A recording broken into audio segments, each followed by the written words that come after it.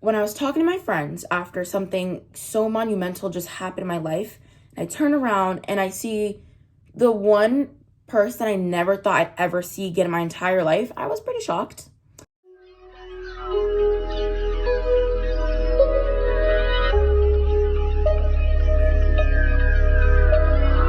Hey guys, welcome back to my channel, or welcome if you are new. Today I'm gonna do a little story time, and the story time's only gonna be a little difficult to explain because I literally just retouched cutting up this shirt like 3 seconds ago. Sorry guys. The story time's gonna be a little difficult to tell compared to my first story time. Just because there's like a lot of it's really difficult to explain when you're not me, but I'm gonna make do because it's definitely a story worth sharing.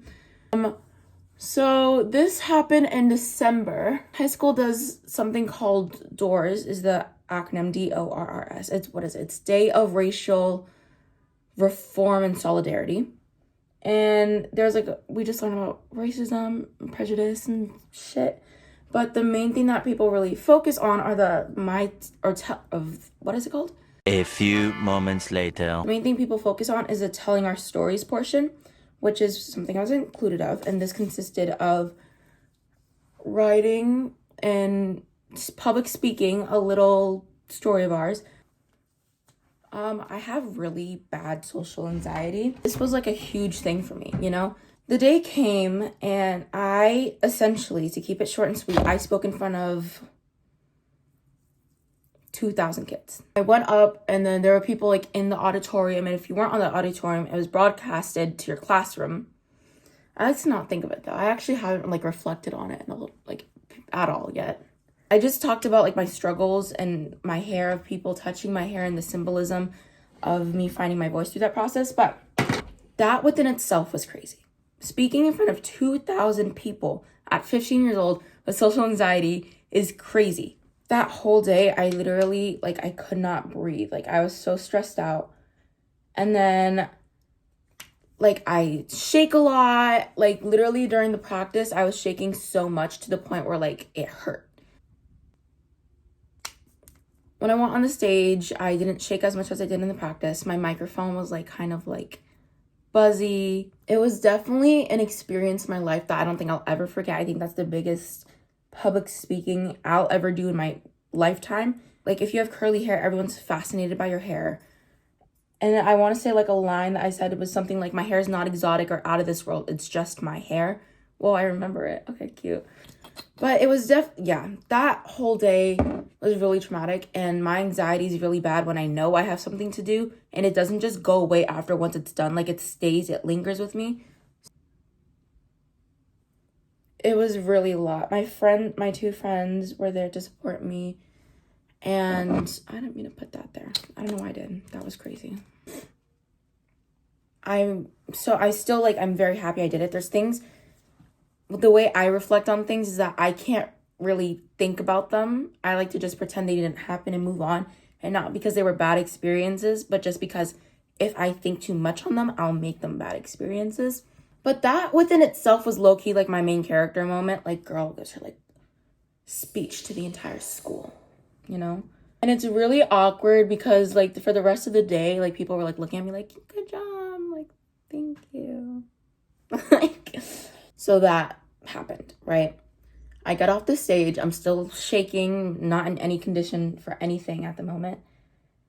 And then I was the second or third person to go. I wanted to go fairly early on because the anticipation, the waiting game is not something I'm meant for. What is my makeup doing? I don't know what I did today. I don't know what I was going for. It looks terrible. So after I'd gotten off, I sat down with my friends. And at the end, they were everyone who spoke, I didn't know they were going to do this. They're everyone who spoke, please come up. So I scrambled to the stage because I was not expecting that. And I go up there and it's great. And then I get off the stage. Now this was really it felt like an out of body experience is the best way I can describe it. And that might be dramatic for what I'm about to tell you. I get off the stage and I hear a voice. I was kind of to the side. I couldn't really see the doors. And so I can't it happened like a couple months ago. I cannot really remember this, like, how it went down. That's how like traumatic it was, or like shocking. Literally, to my surprise, I saw someone. No, I saw a kid that I used to go to middle school with. I switched schools a few times in my life. I went to school in an all-white town, all of elementary school. Then I switched to a Boston school for 6th and 7th grade. 6th got cut short. 7th was online, hybrid, weird moment, right? But 6th grade to March was really the time I spent at that school. And I'd left it because it was ghetto. I'm going to name it. It was ghetto. It wasn't a good school. I was like one of the smartest people there. It was ghetto. So my mom took me out of that school. And I was expecting to go back in the 8th grade, and I just never did. So I really never got a goodbye. So it was weird how I left it. Okay, police sirens, always loving to cut me off. It's like their favorite pastime, my goodness.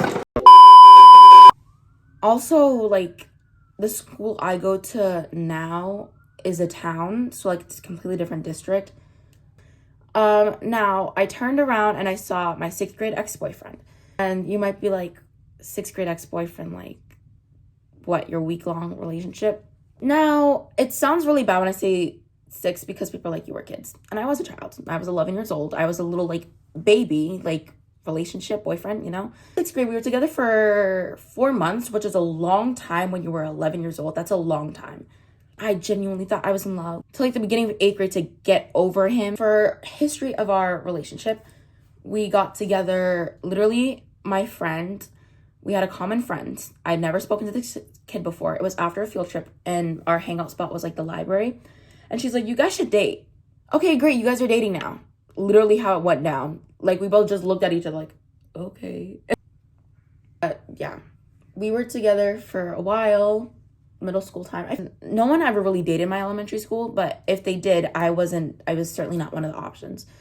So I think this was, like, such a pivotal moment in my life. That, like, whoa, someone actually wanted to be with me. And in 6th grade, we were more mature than, like, your average 11-year-old. We were more of, like, preteens. Like, we were, like, 13-year-old mindset at 11. This girl came into our school, and we clicked. We were best friends. And this girl was, like, me and the guy's, like, daughter, right? So when we broke up in February, you'd be surprised when this girl, my best friend, asked me if she can get with my ex-boyfriend. So that's just why, like, this is my Roman Empire. Like, this happened when I was so young. Like, the first person to actually like me, I don't know why I broke up with him so much. I really think it's because I'm just a dramatic person and I like drama.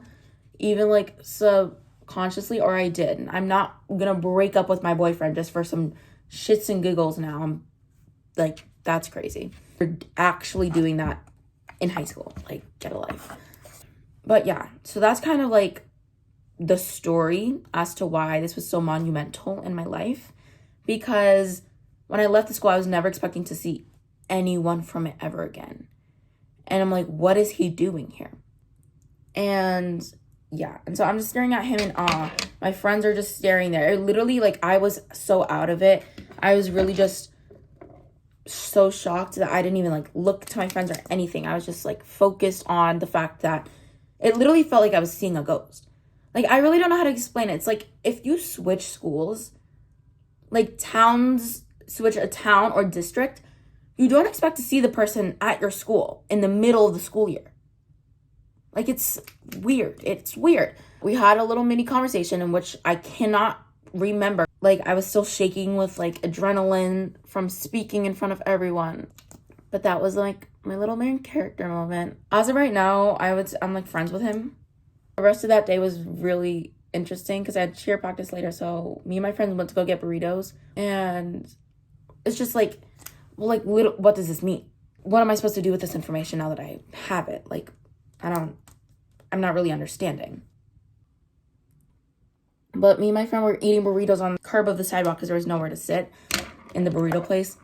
And we're talking, like, what does this mean? Like, is this, is this the universe? I don't want it to be, though. That's not what I want. Like, I, like, had to, after that, we were supposed to have one more class to reflect on the day. I had to go, like, decompress. Like, I called my mom. I'm like, Mommy, you'll never guess who's here. My makeup's interesting today. That's how we're gonna put it. Okay, my lips look so interesting. I'm gonna go. Thank you guys so much for watching this video. If you liked it, please like. If you like me, please subscribe and leave a comment while you're at it, because why not? Doesn't hurt you, doesn't harm you, so you should go and do that. Thank you guys so much for watching this video again, and I will catch you guys in the next one. Bye.